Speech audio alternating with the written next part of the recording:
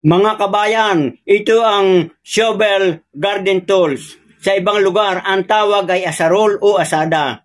Ito ay gawa sa stainless, matalim, matalas, magaan, kayang-kaya kahit babae. At kita naman ninyo, sandali lamang ay tapos na agad ang taniman ko ng pitsay. Sa mga gustong magkaroon o mag-order ng garden tools na ito, i-click nyo lamang ang yellow basket at sigurado makaka-order kayo. Mabilis itong panggamas ng damo at panghukay ng taniman ng mga gulay. Ingatan lamang at linisan pagkatapos gamitin, langisan ng mapanatiling mukhang bago. Kayo na ang magpo-provide ng hawakan o tagda ng tools na ito. Pwede ang kawayan katulad ng ginawa ko, kahoy o PVC pipe.